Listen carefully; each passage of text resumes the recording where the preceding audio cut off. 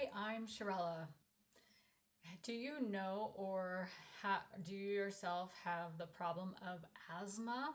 You know how when you exert yourself or if you've been around a certain item, maybe pollen or something outside, you get that pressure breathing out. You have a hard time breathing out.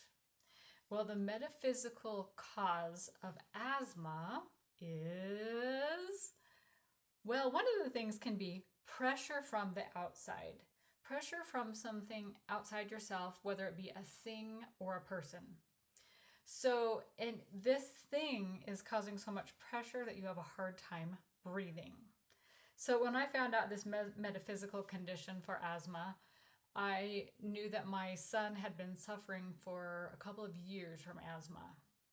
And I didn't know what was causing it. I just knew that he would come out from playing outside and all of a sudden his out breath was raspy, and we'd put him into the bathroom and run the hot shower and do that until he could breathe again. And of course, we then eventually got him an inhaler for those times when it was really hard.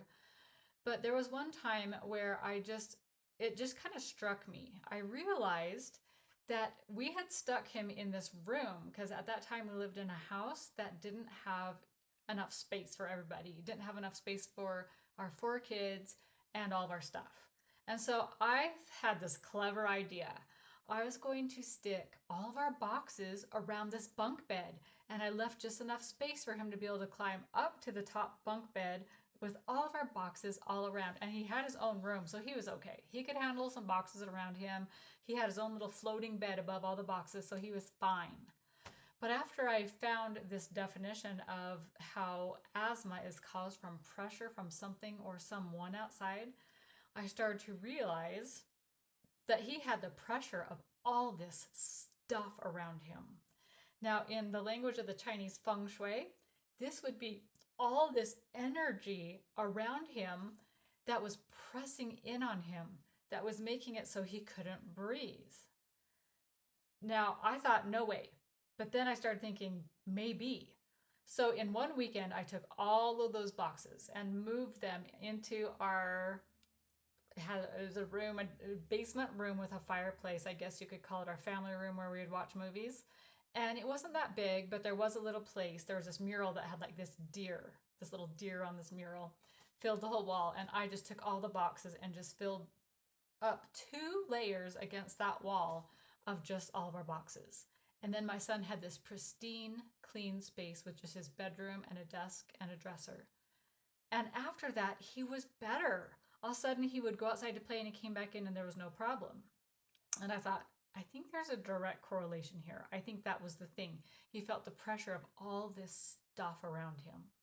Do you believe that could be true for you? If you have asthma or know someone with asthma, do you think that that pressure, it's like something being on your chest and you just can't get it off your chest? Once I found this out, one of my close friends had her son diagnosed with pneumonia.